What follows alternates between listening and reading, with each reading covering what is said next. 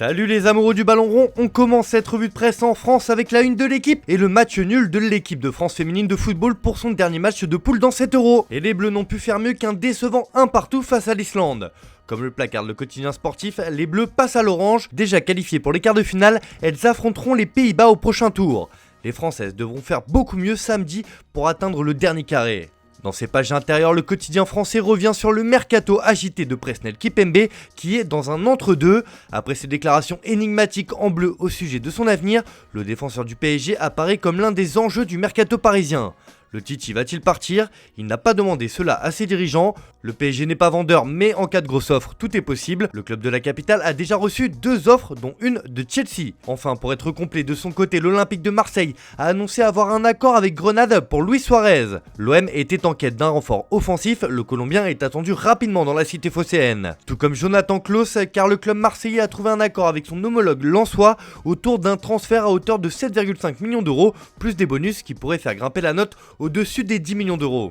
On prend la direction de l'Angleterre où l'avenir de Cristiano Ronaldo continue de faire couler beaucoup d'encre. On le sait, le Portugais veut quitter Manchester United cet été pour disputer la Ligue des Champions la saison prochaine. Mais son club et surtout son entraîneur Erik ten Hag ne sont pas disposés à le laisser partir. Bien au contraire. Comme l'annonce The Daily Telegraph sur sa une ce matin, ten Hag est prêt à construire son équipe autour de Ronaldo. Le Néerlandais croit en son joueur et estime qu'il est indispensable pour répondre aux objectifs fixés. Cela fait suite aux propos du nouveau coach mancunien en conférence de presse où il s'est exprimé sur le sujet. The Sun ne manque pas de faire sa couverture dessus également et placarde « Tu es le Ronaldo que je veux. Je vais mettre une équipe autour de Chris », a expliqué le manager néerlandais. Des déclarations qui jettent un peu plus le trouble sur l'avenir du Portugais, et pour le Daily Mail, Manchester United est carrément dans le noir sur ce dossier. D'ailleurs, on vous en parlait hier, le nom de CR7 a été évoqué à l'Atlético de Madrid.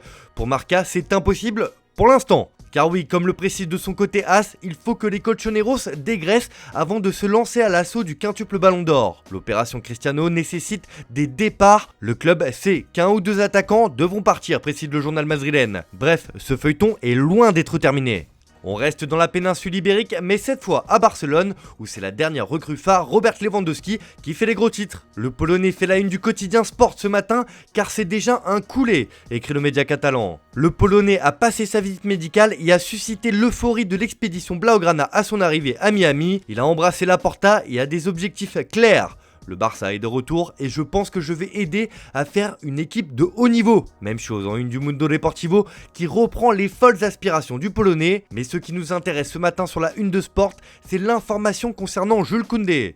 Alors que le Barça est très intéressé par le français, Chelsea ne lâche rien et fait pression pour recruter Koundé, rapporte le quotidien. Le club londonien a déjà transmis une offre à Séville de 55 millions d'euros. Le club andalou ne l'a pas accepté mais s'est montré disposé à poursuivre les négociations. À Sanchez-Pizjuán, ils sont pressés de clore l'opération qui donnera à Monchi une marge de manœuvre pour faire plusieurs signatures. Affaire à suivre. Direction l'Italie maintenant où ça y est, on sait enfin où jouera Paulo Dybala la saison prochaine. L'Argentin s'est mis d'accord avec la Roma et devrait s'engager rapidement avec le club de la Louve. Pour Il Corriere dello Sport, il y aura un Special 2 qui accompagnera José Mourinho à Rome. Dybala rejoint Mou à la Roma pour former un couple de champions. Les fans des Gallo Rossi en délire, Paolo sera présenté le 6 août. Il a rejoint José et ses nouveaux coéquipiers dans le stage de pré-saison de l'Algarve. Contrat de 4 ans et un salaire de 6 millions d'euros par an. Pour la Gazzetta dello Sport, c'est la grande joia. Mou appelle, Dybala arrive. C'est le super succès de la Roma. L'Argentin a dit oui et la concurrence est battue. De son côté, comme l'indique Tuttosport, la Juventus passe la seconde pour le successeur de Matthijs de Ligt. Les Bianconeri ont jeté leur dévolu sur Bremer du Torino. C'est une autre moquerie pour l'Inter après Dybala. La Juve met la main sur Bremer. Les Bianconeri doivent maintenant juste définir l'opération. 40 millions au Torino et 4,5 millions d'euros par an aux défenseurs brésiliens. On termine ce tour de la presse en Allemagne où c'est une terrible nouvelle qui nous est parvenue hier soir et c'est le média allemand Kicker qui le rapporte sur son site internet ce matin. Sébastien Haller, le joueur du Borussia Dortmund, souffre d'une tumeur testiculaire. Sébastien Haller a dû quitter le camp d'entraînement du BVB pour cause de maladie et il est déjà retourné à Dortmund.